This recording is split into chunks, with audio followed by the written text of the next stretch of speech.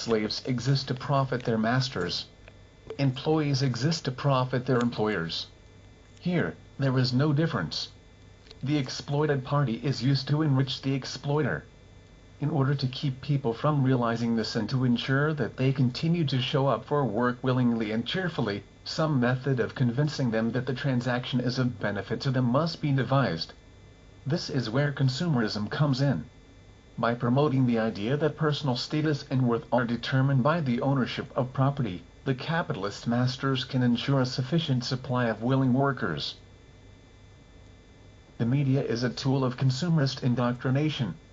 Through a constant stream of television programming and other media content, advertisers are free to promote the idea that the more we consume, the more we are worth as human beings. We are continually exposed to glorified images of wealth and glamour intended to provoke imitative reactions. Every little girl wants to be like the latest millionaire pop star. Every little boy wants to be like the latest millionaire athlete. Every grown woman wants to be like the latest millionaire career woman.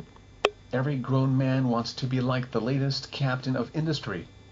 And to get there, we are told, all we need to do is work hard. What we are not told, of course, is that like an illegal pyramid scheme, capitalist economic theory requires a much greater supply of losers than winners. In order to get rich, every Donald Trump relies on a host of supporting workers, whose level of financial success is inversely proportional to the number of people employed in his capacity. The typical rich capitalist employs a few wealthy executives, a few more comfortably affluent managers, a greater number of middle-class office professionals, and a great many comparatively low-paid production workers. Whether this production work is done on an assembly line or a cubicle is immaterial. In fact, more and more white-collar companies are explicitly referring to their large low-paid departments as production. But it is not enough to say that capitalism resembles a pyramid scheme. The reality is much worse. It is also an enormous birth lottery. Successful capitalists like to promote the idea that their success is due to some personal triumph creditable only to them as individuals, but in reality, our fitness to compete economically is largely determined by factors outside our control, such as genetics, upbringing, environmental influences on childhood development, etc. We are not to know this, however, for the obvious reason that it undermines the consumerist message, just work hard and you can have it all too. Bill Gates did it, and so can you. The simple fact that we are not all Bill Gates is never mentioned. Capitalist societies praise individualism everywhere except in the economic realm. Economically, we are all supposed to be identical. It is as if we are to believe that we all grew up in the same household, with the same parents, the same genes, the same childhood influences, etc. As absurd as this assertion may seem at first glance, it is clearly supported by the very basis of the work and consume message, the idea that anyone can do it. Somehow, we are supposed to believe the plainly absurd idea that any of us can be the next Bill Gates, no matter how different our own circumstances may be from his. It is a form of magical thinking, encouraging us to believe that the laws of nature can somehow be disregarded.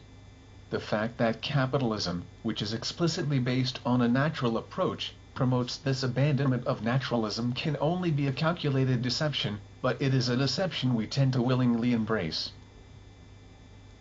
We embrace the lie because we want to believe. We see images of wealth and glamour, and we want to think that we can attain them as well. We do not want to envision ourselves as limited, conditioned beings. Instead, we are all inherently omnipotent, able to transcend any circumstance and achieve the same results as the wealthy people we are shown. The economic masters know that we want to believe this, and they use our willful gullibility as a control mechanism. Success is just around the corner, so keep your nose to the grindstone.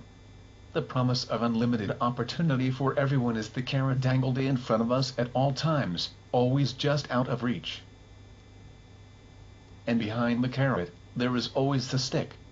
The penalties for economic non-compliance are substantial: social ostracism, poverty, homelessness, denial of health care, and possibly even death.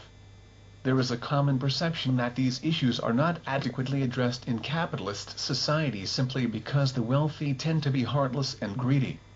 While this is often true, it overlooks another critical factor, the fact that in order to maintain profitability, the economic masters must ensure that there is a credible threat of punishment for work refusal. If society were more humane, the brutish natural condition of man as described by Hobbes would be less effective in motivating people to be economically productive. In summary, it is my contention that capitalism is an economic system with inherently Orwellian properties. It purports to advance the common good while disregarding the common man. It celebrates individuality while demanding conformity. It promises freedom and delivers change.